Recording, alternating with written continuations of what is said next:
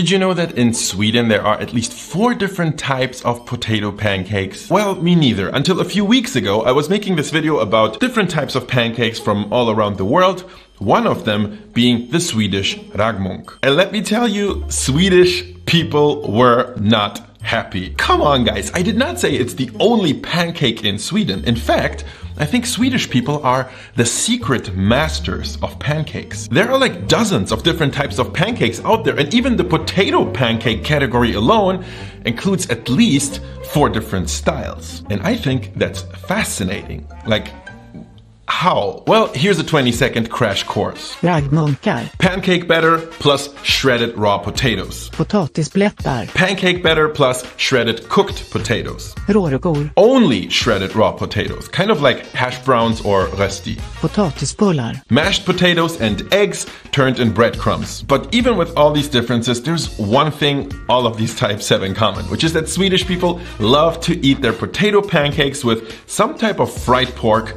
and lingonberries. That is something my angry Swedish viewers have also not failed to point out. But on this one, I concede, I did not do Swedish potato pancakes justice. I'm sorry, and I want to make this right. And here's how. Instead of picking one type of Swedish potato pancake and then do it right on this video, I decided to combine techniques from all of them. Then on top of that, add some inspiration from like Korean gamjajeon and Jewish latkes to then create the perfect, the ultimate potato pancake. But most of the credit undoubtedly will go to Sweden. We're starting with 2 starchy potatoes. One of them is cooked, one of them is raw. First, I'm gonna use the fine side of my box grater to shred the raw potato and add it into a bowl of cold water. This will draw out excess starch and prevent the potato from browning, which happens very quickly. Into another bowl, I'm now gonna add an egg, which will be one of our binding agents. I'm first separating the egg so I can whisk my egg white for a lighter and fluffier structure before I add my yolk back in. Now you want to use the large whole side of your box grater and shred the cooked potato, and I like to leave the skin on both of those in case you haven't noticed. Just make sure to wash and scrub them very well. We all know potatoes and onions are a great combo, but while some people like to grate their onions, I definitely prefer finely diced onions for texture. Next, we add a knob of softened or melted butter, and getting back to binding agents, I'm gonna add some potato starch. You could go for flour instead, but potato starch is definitely the way to go and generally very useful in the kitchen. Another optional but highly recommended addition is a bit of breadcrumbs. They will provide extra crunch and a looser texture.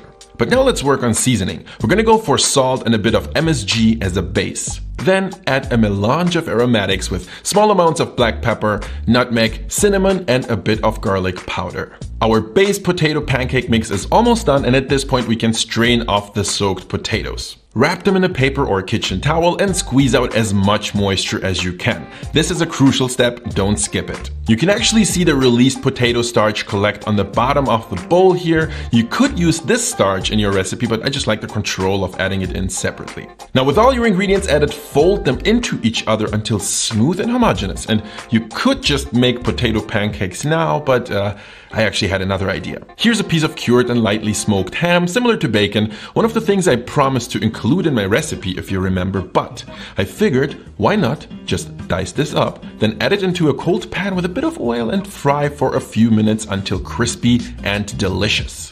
I'm gonna fold those into our batter for what can only be an improved potato pancake mix. Of course, I didn't throw away my bacon-infused oil. On medium-high, I will now add a knob of butter and also some extra oil.